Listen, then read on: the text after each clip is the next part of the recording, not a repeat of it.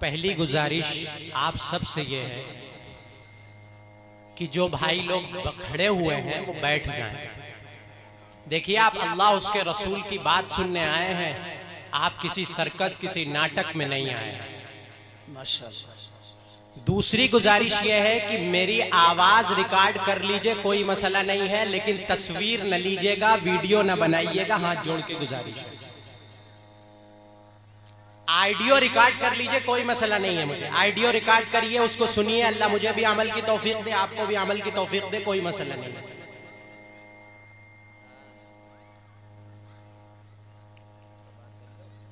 अल्हम्दुलिल्लाह अल्हम्दुलिल्लाह नहमदुहु व नस्तईनुहुहु व नस्तगफिरुहु व नु'मिनु बिही व नतवक्कलु अलैहि व नऊज़ु बिल्लाहि मिन शुरूरि अनफुसिना व मिन सय्यिआति अअमालिना मन यहदिहिल्लाहु फला मुज़िल्ल लहु व मन युज़लिलहु फला हादिय लहु व नशहदु अन ला इलाहा इल्लल्लाहु वहदहु ला शरीका लहु व नशहदु अन्न सय्यदना व हबीबना व शफीअना व सनदना व मौलाना मुहम्मदन अब्दुहु व रसूलुहु सल्लल्लाहु तआला अला खैरि खल्क़िही मुहम्मदिन व आलिही व सहबिही अजमईन। अऊज़ु बिल्लाहि मिनश शैतानिर रजीम। बिस्मिल्लाहिर रहमानिर रहीम। इन्नल्लज़ीना यत्लूना किताबल्लाहि व अक़ामुस्सलाता व अनफ़क़ू मिम्मा रज़क़नाहुम सिर्रन व अलानिय्या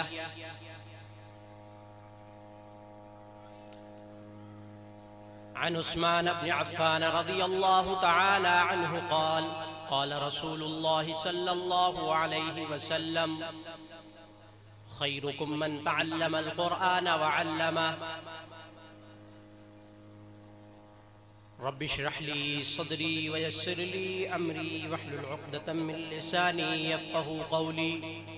रब्बि ज़िदनी इल्मा रब्बि ज़िदनी इल्मा। अल्लाहुम्मा सल्लि अला मुहम्मदिन नबिय्यिल उम्मी व अला आलिहि व सल्लिम तस्लीमा।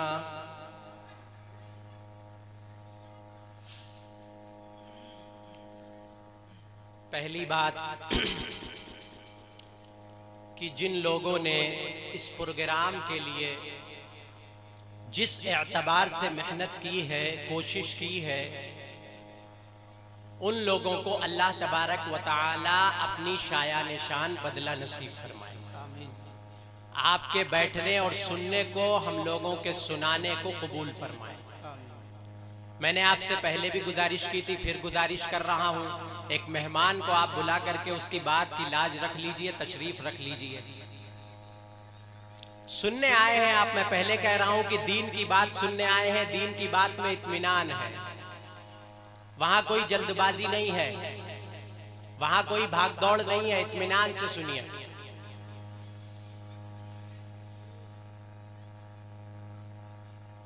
अल्लाह की मेहरबानी और उसका एहसान है कि उसने हमें और आपको दीन की निस्बत पर बैठने के लिए ये महफिल दी है, और इस जलसे के अंदर बेहतरीन शुआरा, आपके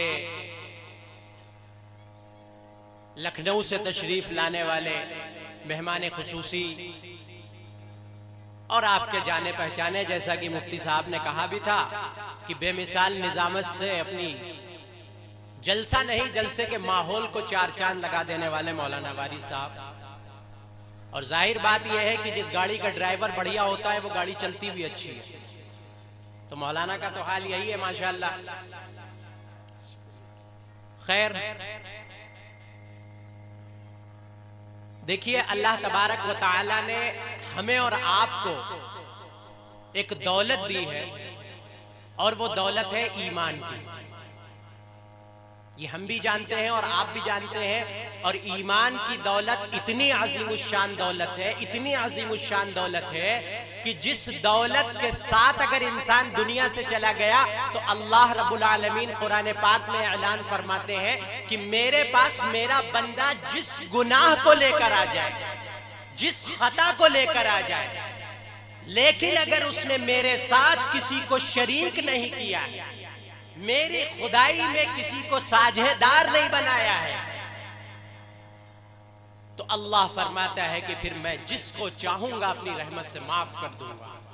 लेकिन अगर मेरे साथ किसी को शरीक किया तो फिर चाहे उसने दुनिया को अपनी नेकी से भर रखा हो, उसने खजाने के खजाने खाली कर दिए हो लोगों के ऊपर, अल्लाह कहता है कि मेरे यहां उसकी माफी नहीं। वो ईमान की दौलत अल्लाह पाक ने हमें और आपको अता फरमाई है।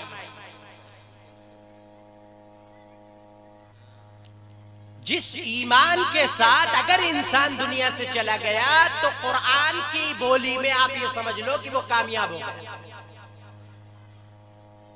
हम और आप ये समझते हैं कि बिजनेसमैन कामयाब है, हम और आप समझते हैं कि बड़े बड़े फिलासफर, प्रोफेसर, डॉक्टर्स कामयाब हैं, कोई बड़ा आलिम कामयाब है, कोई बड़ा जानकार कामयाब है। कुरान कहता है कि कामयाबी का पैमाना वो है जो अल्लाह ने अपने कलाम में बयान फरमाया है। और कुरान ने कहीं नहीं कहा कि दुनियावी कोई मादे वाले, दुनियावी दौलत और हुकूमत वाले, ओहदे वाले, नामचीन जमींदार लोग कामयाब हैं। ना, पहली शर्त कुरान ने लगाई है, कद अफलहल मुमिनून। कामयाब वो है जिसके दिल में अल्लाह की बंदगी और अल्लाह की इबादत, अल्लाह की खुदाई का सच्चे दिल से इकरार हो कि काम बनेगा तो सिर्फ उस मालिक से बनेगा। अगर वो चाहेगा तो हमारे घर में खुशियां आएंगी, अगर वो चाहेगा तो हमारे घर में खुशियों के गीत गाए जाएंगे, अगर वो चाहेगा तो हमें कामयाबी मिलेगी, अगर वो चाहेगा तो हमारे बिगड़े हुए काम बनेंगे, अगर वो चाहेगा तो कारोबार में तरक्की होगी, अगर वो चाहेगा तो जो बेऔलाद है उनको औलाद मिलेगी, अगर वो चाहेगा तो जो नाफरमान औलाद है वो फरमाबरदार हो जाएगी। लेकिन हर जगह सिर्फ और सिर्फ इंसान के दिल में अगर अकीदा ये है कि मेरा रब चाहेगा तो होगा, दुनिया चाहे या ना चाहे उससे कुछ नहीं। इसी को किसी शायर ने कहा था कि क्यों मन्नतें मांगता है औरों के दरबार से, क्यों मन्नतें मांगता है औरों के दरबार से, वो कौन सा काम है जो होता नहीं तेरे परवरदिगार से। एक मुसलमान की शान ये नहीं है कि मुसलमान का सर किसी और दर पे झुक जाए, मुसलमान की जबान से किसी और के सामने अपनी हाजत निकल जाए, मुसलमान की जबान से अपनी शिकायत, अपना शिकवा, अपनी परेशानी अल्लाह के अलावा किसी और के सामने निकलना, यह ईमान की गैरत के खिलाफ।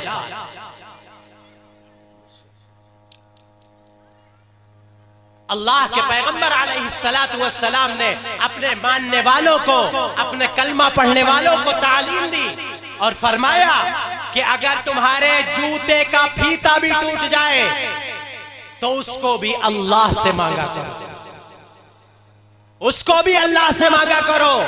हमारा और आपका हाल क्या है मुसलमानों कि पहले फला डॉक्टर को दिखाएंगे, फला डॉक्टर को दिखाएंगे, दिल्ली ले जाएंगे, बंबई ले जाएंगे, राजस्थान ले जाएंगे, आगरा ले जाएंगे।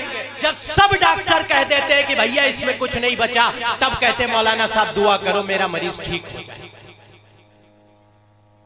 होना यह चाहिए कि पहले हम दुआ करें, उसके बाद दवा के लिए हाथ उठाएं। पहले हम अल्लाह के नाम पे कुछ खर्च करें, उसके बाद जाकर के उसको डॉक्टर के यहाँ दिखाएं। पहले हमारे दिल में यह अकीदा होना चाहिए कि दवाएं सिर्फ एक अदना सा जरिया है, वरना मेरे रब का हुक्म होगा तो मेरा मरीज शिफायाब होगा, नहीं हुक्म होगा तो सारी कायनात मिलकर के भी उसकी एक सांस की बढ़ोतरी नहीं करवा सकती।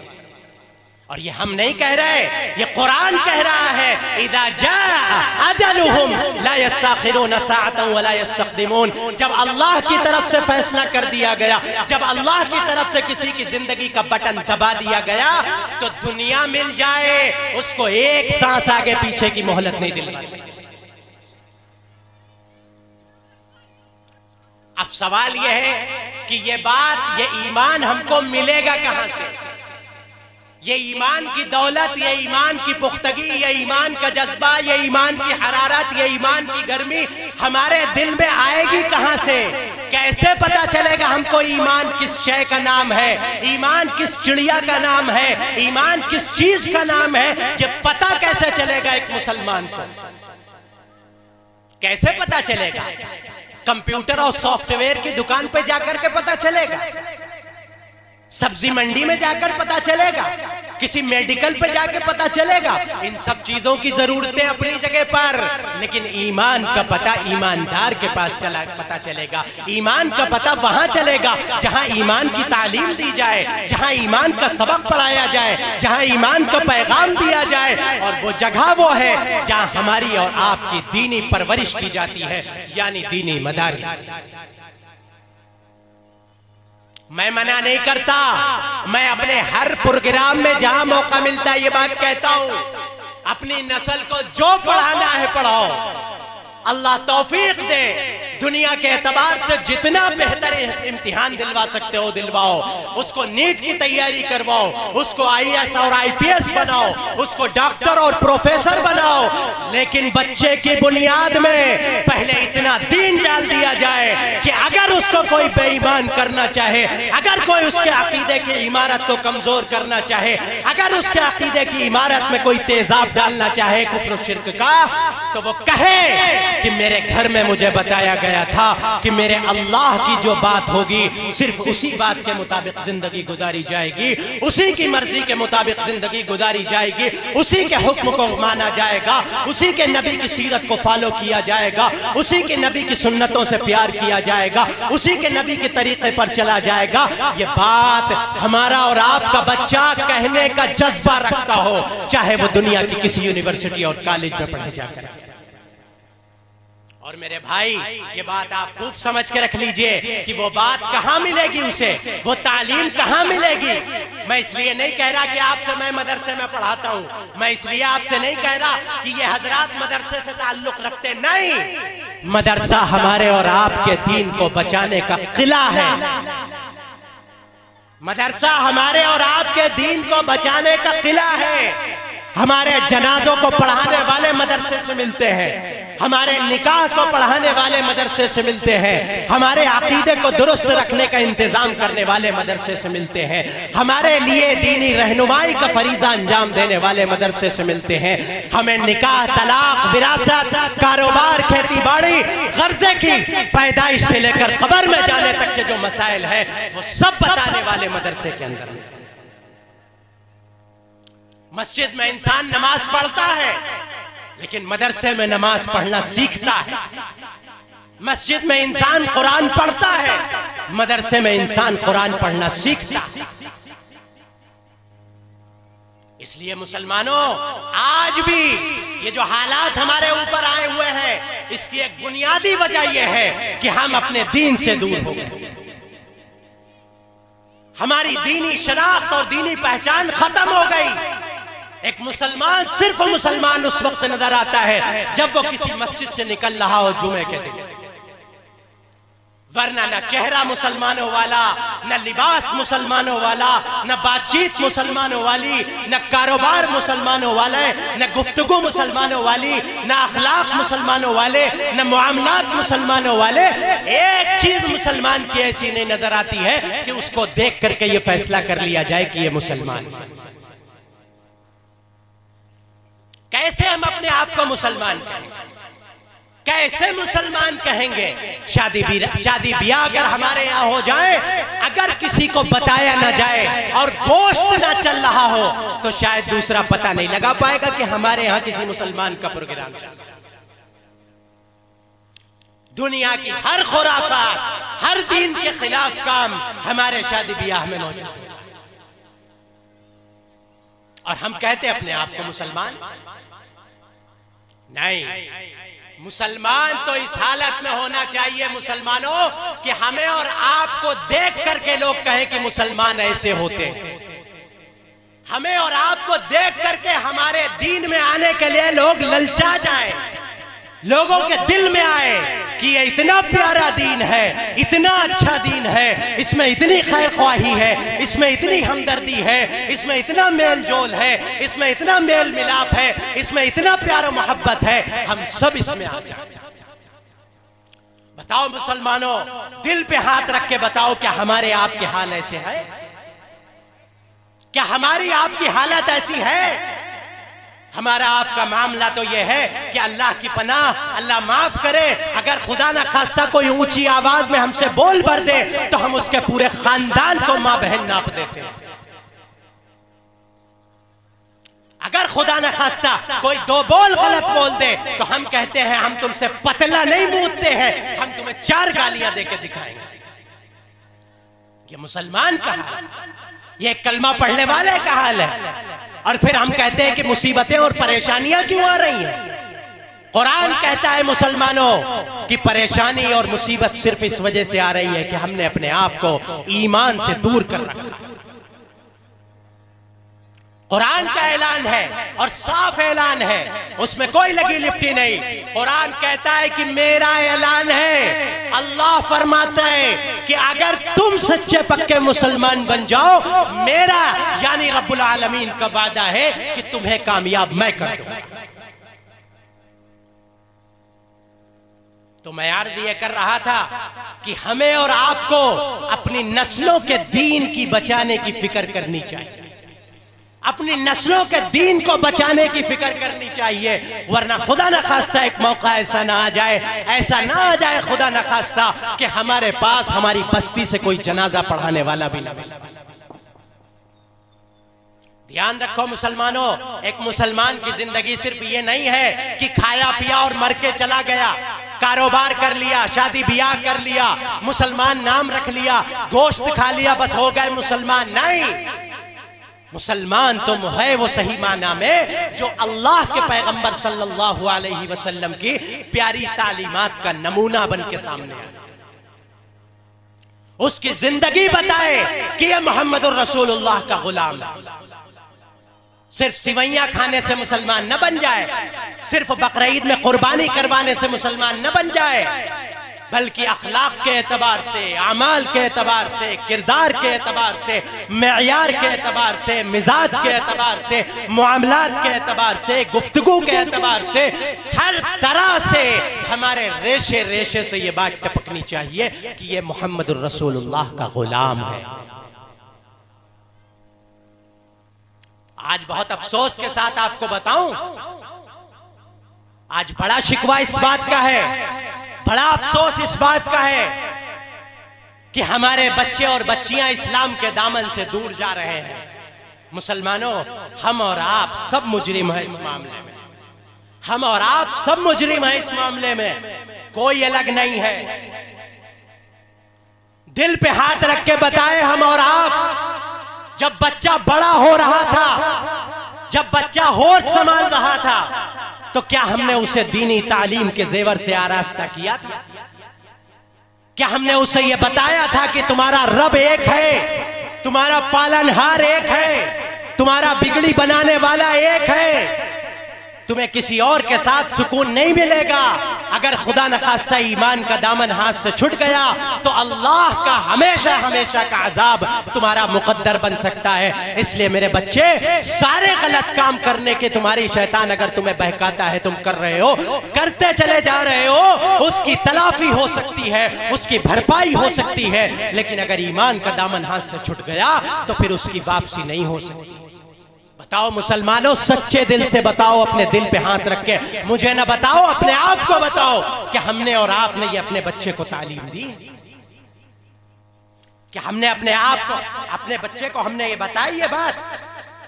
क्या हमने ये बताया अपने बच्चे को कि जनाब मोहम्मदुर रसूलुल्लाह की जात गिरामी क्या है? क्या हमने बताया कि आपकी सीरत क्या तकाज़े करती है? क्या हमने बताया कि आपकी सुन्नत के मुताबिक जिंदगी गुजारने का फायदा क्या है? क्या हमने बताया कि हमें सुन्नत के मुताबिक जिंदगी गुजारनी चाहिए? अरे मुसलमानों, अफसोस इस बात का है, अल्लाह माफ करे हम सबको।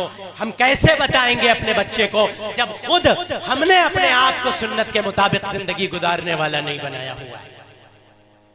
हमें क्या पता कि कै घूंट में पानी पीना सुन्नत है, हमें क्या पता कि दस्तरखान बिछा के खाना खाना सुन्नत है, हमें क्या पता हाथ धो के खाना खाना सुन्नत है, हमें क्या पता खाने से पहले दुआ पढ़नी चाहिए, खाने के बाद दुआ पढ़नी चाहिए। क्या बेहतरीन दुआ इस्लाम ने सिखाई है, अल्हम्दुलिल्लाहिल्लज़ी अतअमना व सक़ाना वजअलना मुस्लिमीन। ये दुआ ऐसी है मुसलमानों कि इसके अंदर अल्लाह ताला के पैगंबर जनाब मोहम्मद रसूलुल्लाह सल्लल्लाहु अलैहि वसल्लम ने जो दुआ सिखलाई मुसलमानों को, वो दुआ कितनी नायाब है, कितनी शानदार है, इसका अंदाजा तो हमें है ही नहीं। मैं आपको बताता हूँ, इस दुआ के अंदर 3 जुमले अदा किए जाते हैं। पहला जुमला यह है कि तमाम तारीफें हैं अल्लाह के लिए जिसने हमें मुसलमान, जिसने हमें खिलाया, अल्हम्दुलिल्लाहिल्लज़ी अतअमना, जिसने हमें खाना खिलाया, व सकाना, जिसने हमें पानी पिलाया। बात यहीं खत्म नहीं हो गई, यहीं पर वो दौलत अल्लाह ने जिक्र फरमाई, अल्लाह ने अपने नबी की जबान से हमको सुनवाई, वो दौलत सुनवाई जिस दौलत का शुक्राना हमको सारी जिंदगी करना चाहिए। इसीलिए हर खाने के बाद हमको ये दुआ सिखलाई गई कि ये दुआ पढ़ो ताकि इस दुआ का एहसान और इस दुआ का जो शुक्राना है वो तुम्हारी जबान से अदा होता रहे। क्या फरमाया? वजअलना मुस्लिमीन, और हमें मुसलमान बना। बताओ मुसलमानों, हम दुआ ही नहीं पढ़ते तो हमको पता क्या होगा कि दुआ का तर्जुमा और दुआ का मतलब क्या। इससे यह पता चलता है कि ईमान कितनी बड़ी दौलत है कि अल्लाह पाक हर नमाज के बाद हमारी जबान से यह जुमला निकलवाना चाहते हैं ताकि ईमान नामी दौलत का शुक्रिया हमारी जबान से अदा होता है। तो मैं अर्ज ये कर रहा था मेरे भाई कि हमें और आपको अपनी नस्लों के दीन की हिफाजत की फिक्र करनी चाहिए, उसके लिए कोशिशें करनी चाहिए, उसके लिए मदारिस और मकातिब के क़याम की कोशिश करनी चाहिए। और अगर नहीं है तो उसको कायम करना चाहिए, अगर कायम है तो उसको सही ढंग से चलाने की फिक्र करनी चाहिए। वरना बस्ती के जितने लोग दीन से दूर जाएंगे, जिनको अल्लाह ने हैसियत दी है, जिनको अल्लाह ने मर्तबा दिया है, जिनको अल्लाह ने गुंजाइश दी है, अगर उन्होंने इसकी फिक्र न की तो अल्लाह के यहां इसका सवाल उनसे किया जाए। क्या मतलब है इस बात का कि हमारी पूरी इतनी बड़ी बस्ती मौजूद हो और हमारी बस्ती में गिनती पे गिन लिए जाए इतने हाफिज मौजूद हो, इतने दीन के पढ़ने वाले मौजूद हो, इतने मौलाना मौजूद हो, इतने मुफ्ती मौजूद हो, इतने मसाइल बताने वाले मौजूद हो, और मुसलमानों की तादाद जब गिनी जाए तो हजारों में निकल आए, और जब दीन के जानकारों को ढूंढा जाए तो आटे में नमक के बराबर भी ना ढूंढने में मिल पाए।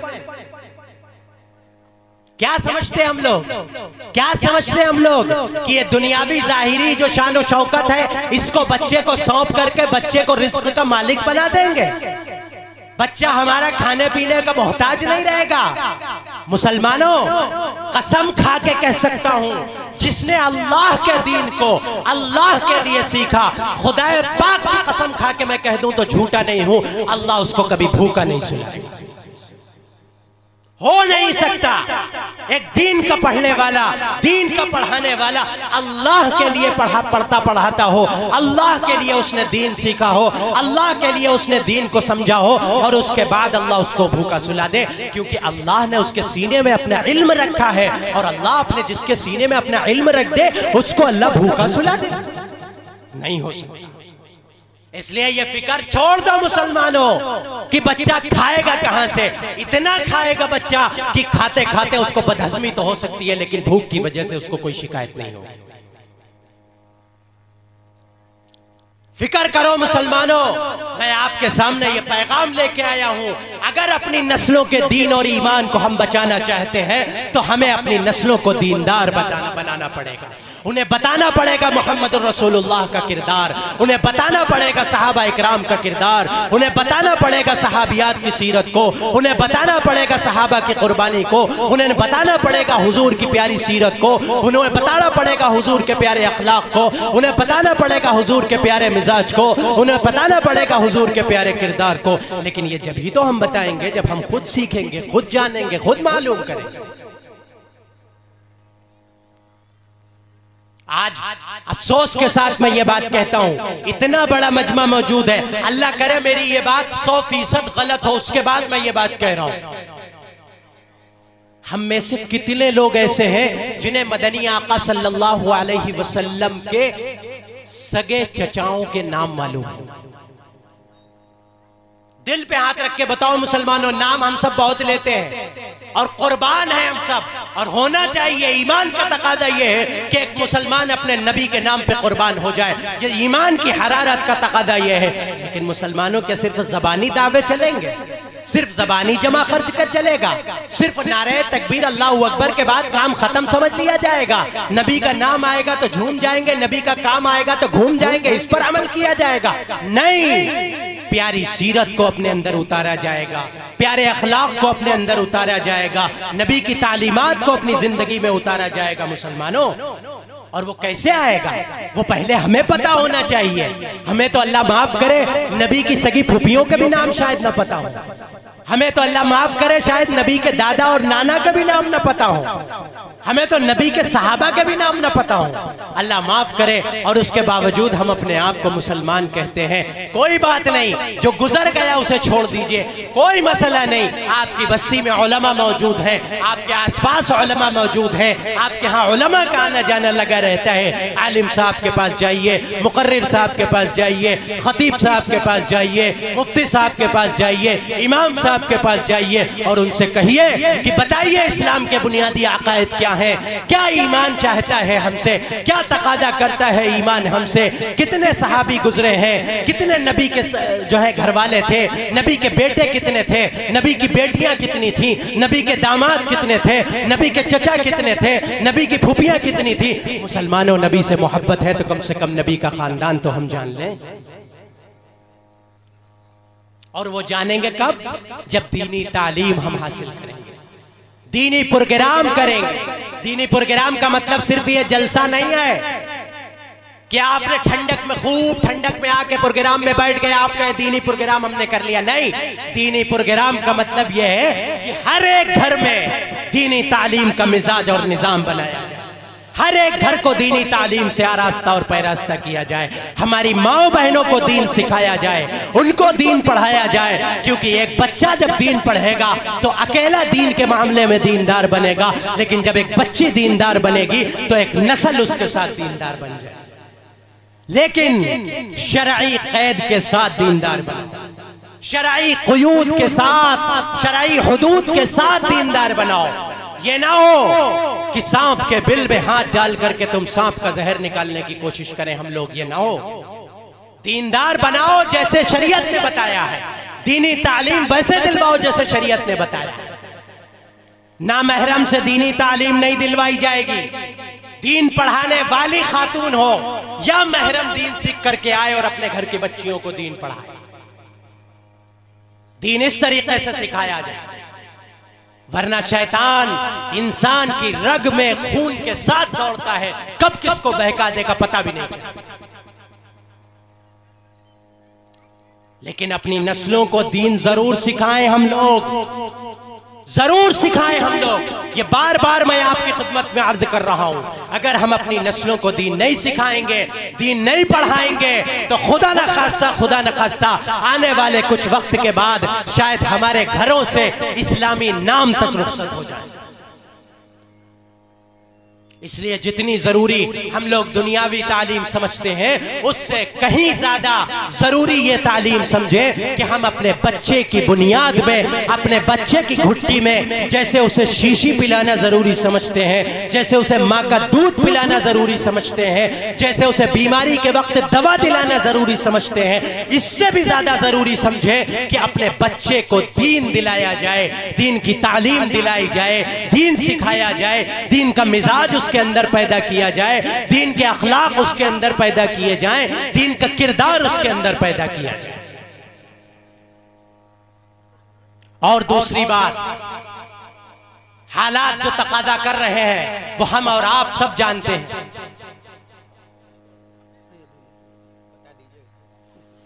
और दूसरी बात, हम और आप अपने अंदर सब्र और शुक्र का मादा पैदा करें, क्योंकि ये दो ऐसी सवारियां हैं जो कभी अपने शहसवार को गिरने नहीं देती, कभी भी गिरने नहीं देती हैं। कुरान कहता है कि जो सब्र करने वाला है अल्लाह के यहां बेहिसाब अज्र पाने वाला। कैसा सब्र करने वाला? कैसा सब्र करने वाला? किसी का इंतकाल हो गया, सब्र कर लिया बस? कोई चीज टूट गई हाथ से बस?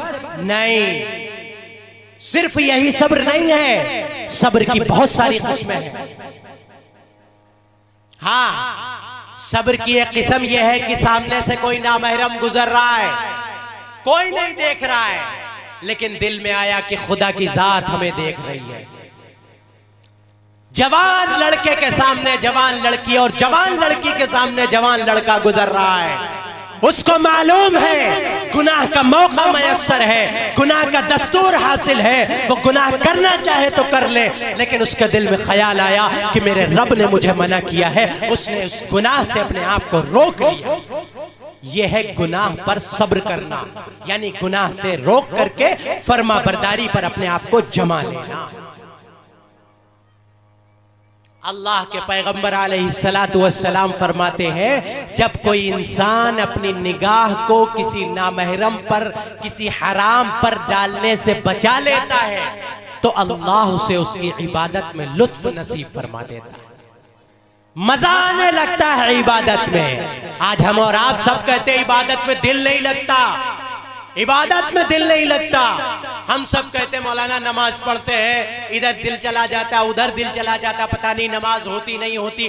मुसलमानों, हमें और आपको चेक करना चाहिए कि सब कुछ ठीक ठाक अंदर चल रहा है कि नहीं चल रहा है।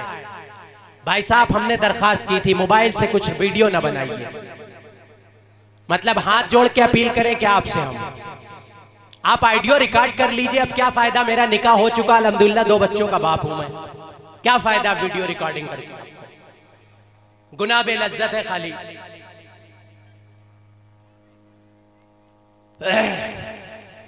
तो मैं अर्ज ये कर रहा था कि जब हम और आप हराम से बचेंगे, अल्लाह की मना की हुई चीजों से बचेंगे, अल्लाह ने जिन चीजों से रोका है उनसे रुकेंगे, और जिन चीजों को करने का हुक्म दिया है उसको करेंगे, और इस बात पर यानी इताअत पर सब्र करेंगे और शुक्र अदा करेंगे अल्लाह की मिलने वाली नेमतों पर। जी, हमारा और आपका मिजाज तो यह है कि जो नहीं मिलता है उसका शिकवा तो हर एक से करते हैं। यार, घर का प्लास्टर नहीं हुआ है, अभी दीवारें कच्ची है, अभी नौकरी पक्की नहीं लगी है, दुआ करो प्राइवेट जॉब है सरकारी हो जाए, दुआ करो अभी मेडिकल पे थोड़ा कम सामान है ज्यादा हो जाए, अभी दुकान में थोड़ा कम है उसका और ज्यादा हो जाए, एक खरीद लिया है दूसरा भी खरीद ले, अभी थोड़ा धंधा मंदा चल रहा है। हर बात पे हमारी जबान से निगेटिव ही निकलता है, पॉजिटिव हमारा तो ऐसा लगता है दफन हो गया। जबकि कुरान कहता है लइन शकरतुम लाज़ीदन्नकुम, अगर जबान से तुम शुक्र अदा करोगे, दिल से शुक्र अदा करोगे, तो अल्लाह फरमाते हैं तुम्हारी नेमतों को बढ़ाऊंगा। एक बात बताओ मेरे भाई, क्या यह शुक्र अदा करने के लिए कम है कि हमारी आंखें परवरदिगार ने ठीक ठाक चला रखी है? बताओ, कितने ही अल्लाह के बंदे ऐसे बेचारे हैं जो इस नेमत से महरूम हैं। हमें कोई पैसा नहीं देना पड़ता, वरना बेचारे इलाज करा रहे हैं, ऑपरेशन करा रहे हैं, महंगे महंगे लेंस का चश्मा लगवा रहे हैं। हमारी आपकी बीनाई अल्लाह ने सलामत रखी है, हम खुद से देख लेते हैं, खुद से सूंघ लेते हैं, खुद कान से सुन लेते हैं, खुद जबान से अपनी जरूरत बयान कर लेते हैं, खुद अपने आप चल के अपने काम के लिए चले जाते हैं, खुद अपने हाथ से अपनी जरूरत की चीज को पकड़ लेते हैं। क्या यह शुक्राने के लिए कम है? लेकिन हमें शुक्रिया की तौफीक कहां हो पाती है? हमें तो इस बात की नाशुक्री की जरूरत पड़ती है कि हमें फला से कम मिला है, और जो फला से ज्यादा मिला उसका कोई जिक्र नहीं है। अल्लाह के पैगंबर अलैहिस्सलातु वस्सलाम एक हदीस मुबारक में फरमाते हैं कि जो शख्स 2 सिफत के अंदर अपने अंदर 2 सिफतें पैदा कर ले, अल्लाह के यहाँ उसका बड़ा एजाज किया जाता है, बड़ा इकराम किया जाता है, बड़ी इज्जत बढ़ाई जाती है। वो 2 सिफत क्या है? फरमाया जब दीनदारी का मौका आए, जब दीनदारी का मौका आए तो इंसान अपने से ज्यादा वाले को देखे, अपने से ज्यादा वाले को देखे कि ये 4 रकात पढ़ता है, जोहर से पहले वाली भी, जोहर के बाद वाली भी, असर से पहले वाली भी, मगरिब के बाद भी 6 पढ़ता है, हम इसकी बात मानेंगे। हदीस में फरमाया गया कि जो अपने से ज्यादा दीनदार की इक्तिदा करता है, उसके देखता है कि ये दीन पर अमल कर रहा है और दीन पर हमसे ज्यादा अमल कर रहा है, उसके साथ अमल करने की कोशिश करता है, उसके साथ चलने की कोशिश करता है, तो अल्लाह के यहाँ उसको शाकिर यानी शुक्र अदा करने वाला लिख दिया जाता है। नहीं, उसको सब्र करने वाला लिख दिया जाता है। क्यों? इसको जो सामने वाला है उसके पास इससे ज्यादा दीनदारी मौजूद है, और एक दूसरा शख्स आ जाता है जिसके पास दुनिया के एतबार से बड़ी शान शौकत मौजूद है, प्लाट मौजूद है, दुकानें मौजूद है, कारोबार मौजूद है। अल्लाह के पैगंबर अलैहिस्सलाम फरमाते हैं, फार्मूला दे दिया नाशुक्री से बचने का। फरमाया अब इस शख्स को मत देखो, बल्कि उसको देखो कि अगर तुम्हारे घर में ईंटें हैं तो छप्पर वाले को देखो, छप्पर पे हो तो फुटपाथ वाले को देखो, फुटपाथ पे हो तो उसको देखो जिसके बदन पे कपड़े नहीं। फरमाया अब शुक्र अदा करोगे, और साबिर और शाकिर दोनों जन्नत में। फरमाया अल्लाह के हाथ दोनों को लिख दिया जाता है कि ये शख्स सब्र करने वाला है, ये शख्स शुक्र करने वाला है। और फिर क्या होता है? कुरान ऐलान करता है, इन्नमा युवफ़्फ़स साबिरून अजरहुम बिगैरि हिसाब। जो सब्र करने वाले हैं, अल्लाह के यहाँ उनको जो अजर दिया जाएगा वो बेहिसाब दिया जाएगा।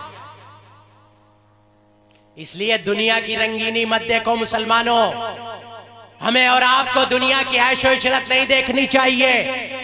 मिल जाए तो खुदा का शुक्र है, ना मिले तो उस पर रोना नहीं चाहिए, क्योंकि कामयाबी कुरान ने ऐलान जो किया, मैंने आपके सामने शुरू में अर्ज किया कि कामयाबी इस पर नहीं है कि इंसान कितना बड़ा जमींदार था, बल्कि कामयाबी इस पर है कि इंसान कितना बड़ा ईमानदार था। कुरान ने यह नहीं कहा कि तुम जमींदार बड़े हो तो मेरे यहाँ तुम्हारी इज्जत बढ़ जाएगी, तुम कारोबारी बड़े हो तो मेरे यहाँ इज्जत तुम्हारी बढ़ जाएगी, तुम ओहदेदार बड़े हो तो मेरे यहाँ इज्जत तुम्हारी बढ़ जाएगी, तुम आलिम बड़े हो मेरे यहाँ इज्जत तुम्हारी बढ़ जाएगी, तुम इंजीनियर बड़े हो तुम्हारी इज्जत मेरे यहाँ बढ़ जाएगी, तुम कुरान पाक अच्छा पढ़ते हो मेरे यहाँ इज्जत अच्छी बढ़ जाएगी। ना, कुरान कहता है इन्ना अक्रमकुम इंदल्लाहि अत्काकुम, मेरे नजदीक पसंदीदा वो है, मेरे पास इज्जत जिसकी बढ़ेगी वो होगा जो मुझसे ज्यादा डरने वाला होगा, यानी मेरे दीन पर ज्यादा अमल करने वाला होगा, और सिर्फ मेरे लिए अमल करेगा। हाँ, दुनिया के लिए अमल नहीं करेगा कि दुनिया कहते बड़ा ईमानदार है, दुनिया कहते बहुत नमाज़ें ज्यादा पढ़ता है, दुनिया कहते हाजी बहुत बड़ा है, दुनिया कहते आलिम बहुत बड़ा है, दुनिया कहते तकरीर अच्छी कर लेता है, दुनिया कहते स्पीच अच्छी दे लेता है, दुनिया कहते कारोबारी बहुत अच्छा है, दुनिया कहते प्लाटिंग बहुत है। ना, कुरान कहता है इन्ना अक्रमकुम इंदल्लाहि अत्काकुम। अगर तुम्हारे दिल में मेरा डर है, अगर तुम्हारे दिल में मेरी फरमाबरदारी का जज्बा है, अगर तुम्हारे दिल में मेरा खौफ है, अगर तुम्हारे दिल में मेरी इताअत की कोशिशें हैं और तुम उसके मुताबिक जिंदगी गुजार रहे हो, तो मैं तुम्हें पसंद करता हूं, वरना चाहे तुम दुनिया के एतबार से जितने कामयाब हो जाओ, अल्लाह कहता है मेरे यहाँ तुम्हारी कोई इन्ना अक्रमकुम इंदल्लाहि अत्काकुम। इसलिए हमें और आपको अपने आप को अल्लाह की मर्जी के मुताबिक जिंदगी गुजारने की कोशिश करनी चाहिए। और अल्लाह की मर्जी के मुताबिक जिंदगी गुजारने का क्या फार्मूला है? फार्मूला यह है कि इंसान महफिल में हो तो अल्लाह का खौफ करे, तन्हाई में हो तो अल्लाह का खौफ करे, अपनों के बीच हो तो अल्लाह का खौफ करे, परायों में हो तो अल्लाह का खौफ करे, अकेले में हो तो अल्लाह का खौफ करे, मोबाइल पर बात करे तो अल्लाह का खौफ करे, लिहाफ के अंदर लीड लगा के मोबाइल की स्क्रीन पर गलत न देख रहा हो, मोबाइल को कान में लगाकर नामहरम से बात न कर रहा हो, मोबाइल के SMS से नामहरम को मैसेज न कर रहा हो। अल्लाह का खौफ यह है कि न हालत महफिल में न हालत तन्हाई में खुदा की नाफरमानी बंदे से नहीं हो। यह है अल्लाह का खौफ, अल्लाह का तकवा। और जो तकवे वाला है, जो मुत्तकी है, अल्लाह के पैगंबर फरमाते हैं कि क़यामत के दिन मुझसे ज्यादा करीब वो शख्स होगा जो अल्लाह से डरने वाला है। चाहे वो जिस बस्ती में रहता हो, जिस मुल्क में हो, जिस रंग का हो, जिस नस्ल का हो, लंबा हो, छोटा हो, ठिंगना हो, आलिम हो, जाहिल हो, डॉक्टर हो, प्रोफेसर हो, अल्लाह के पैगंबर फरमाते हैं कि मुझसे करीब कयामत के दिन वो होगा जो अल्लाह से ज्यादा डरने वाला हो। आजकल ये मोबाइल बड़े इम्तिहान ले रहा है, बड़े इम्तिहान ले रहा है। नमाज पढ़ी इत्मीनान से, सड़क पे जा रहे हैं निगाह नीची किए हुए कि किसी पे नजर ना पड़े। घर में गए, मोबाइल की स्क्रीन खोली, देखा रील चल रही है, उसमें सारी नामहरमें चल रही हैं। दूसरों को बताया देख अच्छी कितनी अच्छी वीडियो आ रही है। बड़ा इम्तिहान ले रहा है ये ईमान का। जितनी सहूलत आई है, ये जितनी बड़ी सहूलत है इस मोबाइल के जरिए से, होना तो ये चाहिए था कि एक मुसलमान दीन के पैगामात को सुनता, दीन की बातों को सुनता, उलमा से दीनी मसाइल मालूम करता, इसके जरिए से दीनी मसाइल सर्च करता, दीनी किताबें डाउनलोड करके पढ़ता। लेकिन अफसोस ये है कि एक मुसलमान यानी हम और आप इस मोबाइल से किसी नामहरम की तस्वीर देखने को ज्यादा जरूरी समझते हैं, नामहरम से बात करने को ज्यादा जरूरी समझते हैं, नामहरम की आवाज सुनने को ज्यादा जरूरी समझते हैं। मुसलमानों, कयामत के दिन जहन्नमी जिस बात से सबसे ज्यादा पनाह मांगेंगे वो मैं आपके सामने अर्ज कर दूं। अल्लाह के पैगंबर अलैहिस्सलातु वस्सलाम फरमाते हैं कि जहन्नम के अंदर जहन्नमी जिस बात से पनाह मांगेंगे, जिस बदबू से जहन्नमी तक दूर भागेंगे, वो बदबू एक जिना करने वाले की शर्मगाह से उठने वाली बदबू होगी। फरमाया जहन्नम के अंदर जलने वाला जहन्नमी भी उस जिना की बदबू से पनाह मांग रहा होगा। जिना क्या है?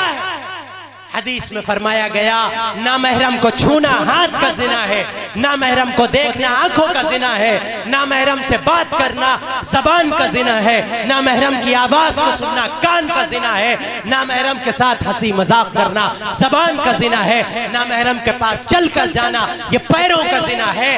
तस्दीक और तकजीब तो हमारी शर्मगाह करती है, यानी फाइनल डिसीजन और आखिरी जो टच है वो शर्मगाह के जरिए से अदा हो जाता है। वरना हाथ का गुनाह उसका पकड़ लेना, जबान का गुनाह जबान नामहरम से नामुनासिब बातें करना, उससे बातें करना, पैर का गुनाह नामहरम की तरफ चल कर जाना, कान का गुनाह नामहरम की आवाज को सुनना।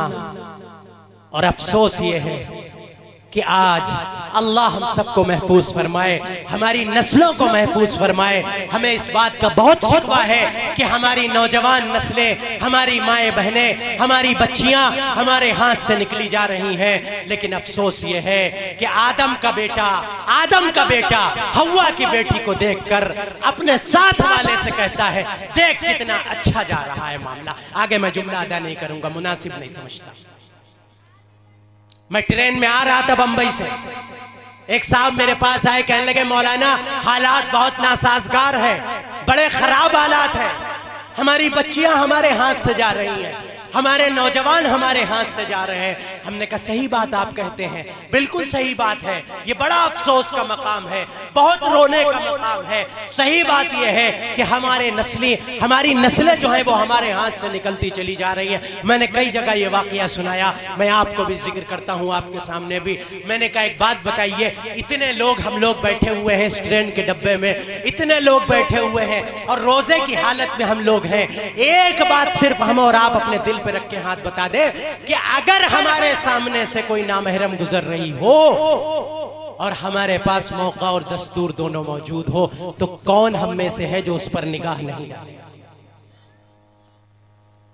हमने कहा किसी नामहरम का मैसेज हमारे पास आ जाए, उसकी कॉल हमारे इसके मोबाइल पर आ जाए, तो हम में से कितने अल्लाह के बंदे ऐसे होंगे जो उसके मैसेज का जवाब न दे या उसकी कॉल का जवाब न दे और उससे कहें कि बहन तू अपने बाप की इज्जत है, तू अपने बाप की पगड़ी की लाज रख, तू ईमान की शहजादी है, तू ईमान की सरताज है, तुझे ईमान की लाडली है, तू ईमान की शहजादी है, तूने ईमान वाले घर में परवरिश पाई है, तूने फातिमा और आयशा की सीरत को सीखा है, उसको पढ़ा है, मेरी बहन उसके मुताबिक जिंदगी अपनी गुजार।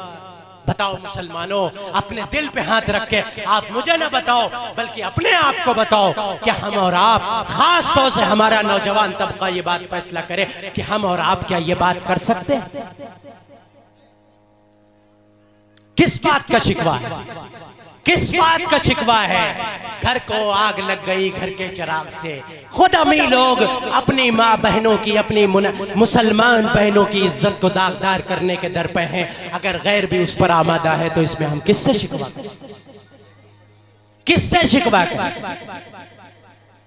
इसलिए मुसलमानों, हम और आप कोशिश करें, फिक्र करें। पहली बात जो मैंने आपकी खिदमत में अर्ज की कि दीनी तालीम को अपनी दुनियावी जिंदगी और खाने पीने से ज्यादा जरूरी समझ करके अपनी नस्लों की दीनी तालीम का इंतजाम करें। पहला काम तो ये करना हमें और आपको, समझ लो मुसलमानों, वरना निकाह पढ़ाने वाला, अकीके के वक्त जानवर पे हाथ फेरने वाला, जनाजे के लिए जनाजा तैयार करने वाला, गुस्ल के लिए पानी कैसे गर्म किया जाए, कितने बार धुनी दी जाए, कितना बेरी का पत्ता डाला जाए, कुछ नहीं पता चल पाएगा हमको अगर हमने अपनी नस्लों को दीन नहीं सिखाया।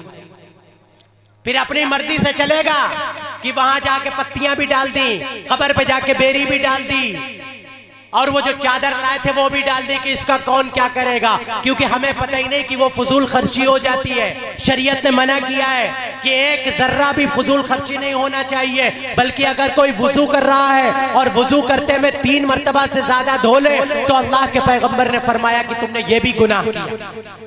जब दीन ने इबादत में फजूल खर्ची को पसंद नहीं फरमाया तो वो जनाजे के ऊपर जो एक कफन की सफेद चादर होती है उसको हम किस लिए डालकर चले आते हैं, और हम कहते क्या है, इसको कौन लेगा? अब्बा की प्रॉपर्टी किसने ले ली? अम्मा के गहने किसने ले लिए? उसमें तो कोई नहीं कहता ये कौन लेगा। वो 50 रुपए की चादर के लिए कहते कौन लेगा? घर पे बिस्तर पे बिछा दो जाकर के आराम से सफेद चादर, कोई मसला नहीं है उसका, हम और आप इत्मीनान से उसको इस्तेमाल कर सकते हैं। वो फजूल खर्ची है, और कुरान कहता है इन्नल मुबज्जिरीन कानू इख्वान शयातीन, फजूल खर्ची करने वाले शैतान के भाई हैं। फजूल खर्ची चाहे 1 रुपए की हो चाहे 1 लाख की हो, फजूल खर्ची है। इसलिए उस चादर को डालने से बचना चाहिए, बिल्कुल नहीं डालना चाहिए। शरीयत ने जो कहा है उस पर अमल किया जाए। कुरान ने इसी को बताया, मा अताकुमुर रसूल फखुदूह, जो रसूल तुम्हें बता दे उसको ले लो, उसके मुताबिक जिंदगी अमल में ले आओ। वमा नहाकुम अन्हु फंतहू, और जिससे रोक दे, जिससे कह दे कि ये काम न करो, उस काम को हरगिज न करो। आपके सामने अगर कोई आए और कहे कि ये काम करो, आप उससे कहो क्या ये काम नबी या नबी के सहाबा ने किया है? अगर नहीं किया तो मैं नहीं करूंगा। सीधी बात, बिल्कुल कोई मसला नहीं है। पूछो, कोई भी काम, शादी ब्याह का मौका हो, वो कहे हल्दी की रस्म होगी, मांझे की रस्म होगी, उपटन की रस्म होगी, पूछो क्या ये नबी के जमाने में था? नबी के दौर में था? नबी ने किया? नबी के सहाबा ने किया?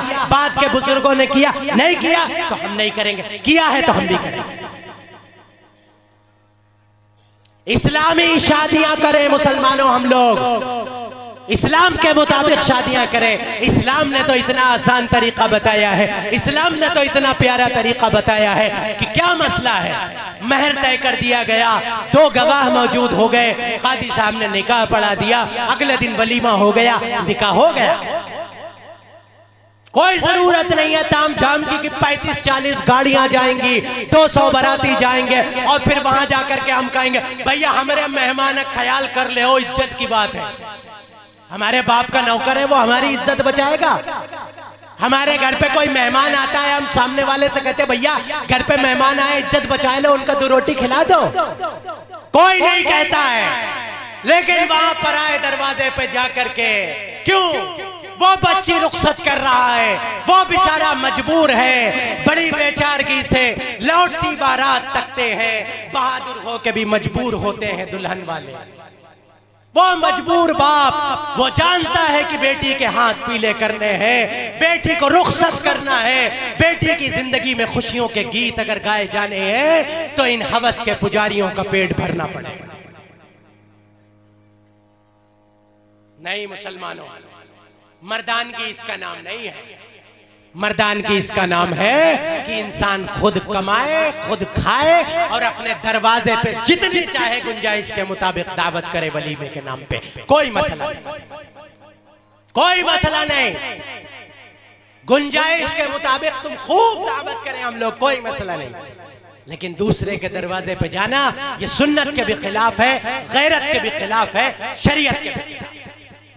मैं गलत कह रहा हूं, उलमा इकराम की भरमार मौजूद है पीछे, बता देंगे।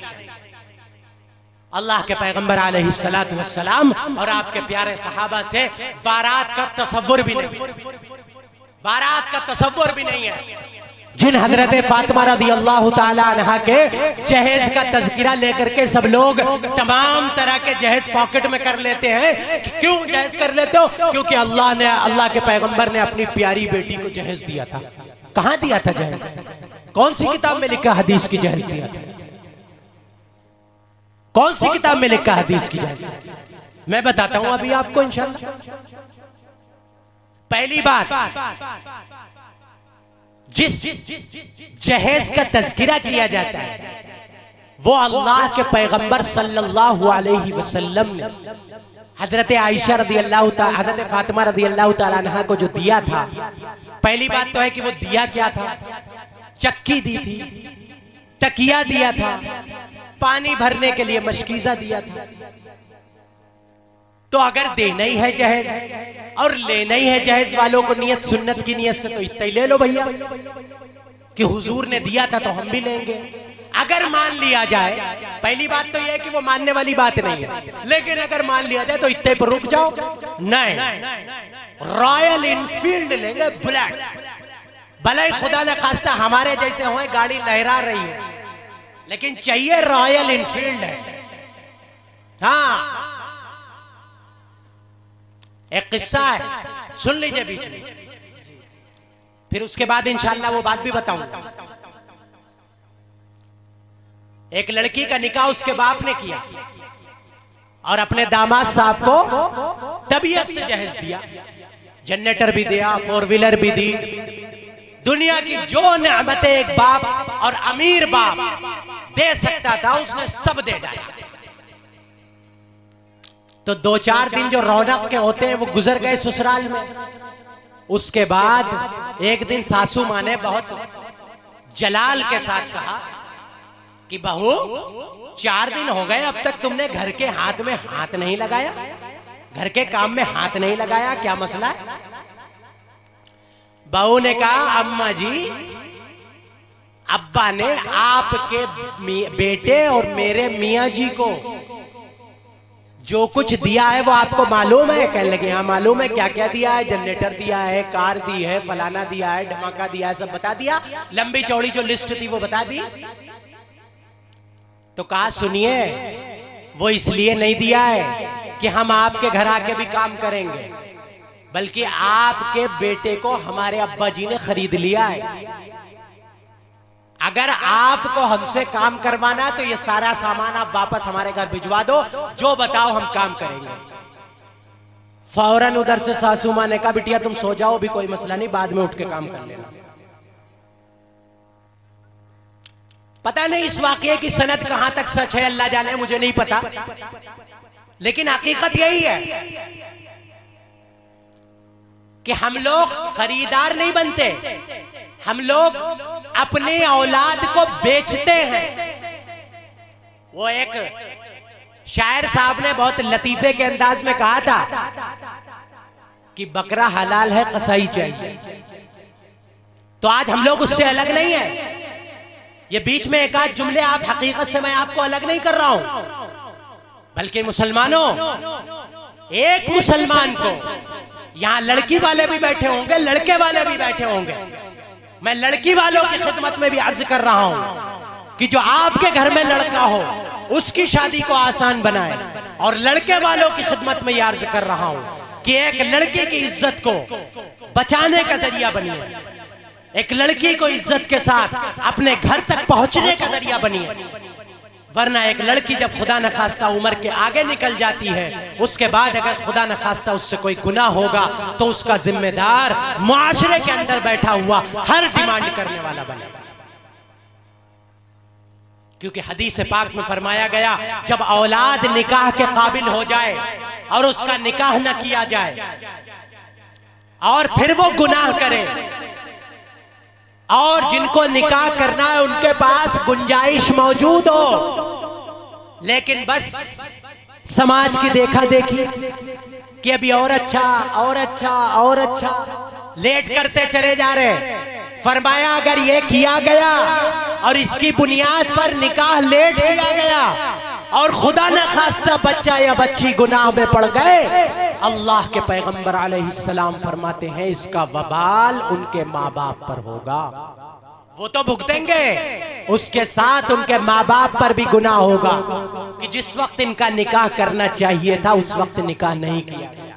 इसीलिए हदीस में फरमाया गया कि 3 चीजों को लेट न करो, उसमें 2 चीजें एक साथ जोड़ के बयान की गई। नंबर 1 जनाजा, नंबर 2 निकाह। जनाजा मस्जिद में आ जाता, कोई लेट नहीं करता है। अगर खुदा न खास्ता कोई चौराहे पे मौजूद हो तो कहते क्या यार उनके इंतजार करवा रहे हो, जल्दी करो, पहले यहां खड़ा कर दिया, अब इंतजार करवा रहे हो। जनाजे में कोई लेट नहीं करता। हदीस में फरमाया गया कि जनाजा जब आ जाए तो जनाजा फौरन पढ़वा दो, नमाज का वक्त आ जाए उसमें कोई देरी ना करो, और जब बेनिकाह का निकाह के लायक उम्र हो जाए, निकाह के हालत में वो पहुंच जाए, चाहे लड़का हो या लड़की, तो फिर दुनिया के टीप टाप के चक्कर में ना पड़ो, बल्कि फज़फुर बिज़ाति दीन, सामने ये देखो कि दीनदार मौजूद है कि नहीं मौजूद है, चाहे लड़का हो चाहे लड़की। अल्लाह के पैगंबर फरमाते हैं कि अगर तुमने दीन को तरजीह देकर अपने बच्चे या बच्ची का निकाह कर दिया तो तुम कामयाब हो गए, कामयाब हो गए। तो मैं वो बात अर्ज कर रहा था, बीच में रह गई। हजरत फातिमा रज़ी अल्लाह ताला अन्हा को जो अल्लाह के पैगंबर अलैहिस्सलातु वस्सलाम ने सामान दिया था, वो इसलिए दिया था कि हजरत अली रज़ी अल्लाह ताला अन्हु जो अल्लाह के पैगंबर सल्लल्लाहु अलैहि वसल्लम के दामाद बने, उनकी जिम्मेदारी, उनकी परवरिश, उनकी देखभाल अल्लाह के पैगंबर अलैहिस्सलातु वस्सलाम ही फरमाया करते। इसलिए जो सामान ये दिया गया था ये हजरत अली रज़ी अल्लाह ताला अन्हु की तरफ से जिम्मेदार बन करके अपनी बेटी के लिए दिया गया। हाँ, इसको जहेज का नाम ले करके लोग बड़े बड़े जहेज ले लेते हैं। जब तक इस्लाम के मुताबिक हमारी जिंदगी नहीं गुजरेगी, चाहे वो निकाह हो चाहे वो मौत मिट्टी हो, जिंदगी का कोई भी काम जब तक मुसलमान बन करके करने वाला नहीं बनेगा, उसके काम बिगड़े ही चलते रहेंगे। ये बात खूब समझना।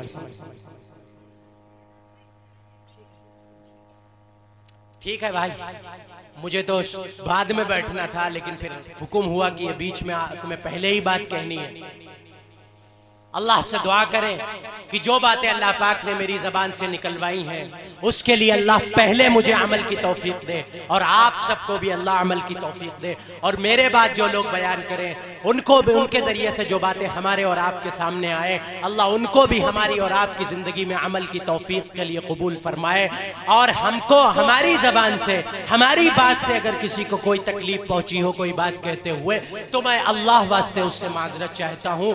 मेरा जो भी कहना है वो सिर्फ रब्बुल आलमीन के लिए कहना है, और उसी के दीन की निस्बत पे इतनी दूर से इतनी ठंडक में मैं आपकी खिदमत में हाजिर हुआ हूँ। अल्लाह तबारक व तआला हम सबको कहने सुनने से ज़्यादा अमल की तौफीक बख्शे। व आखिरु दावाना अनिल हम्दुलिल्लाहि रब्बिल आलमीन। माशाअल्लाह। हज़रात-ए-किराम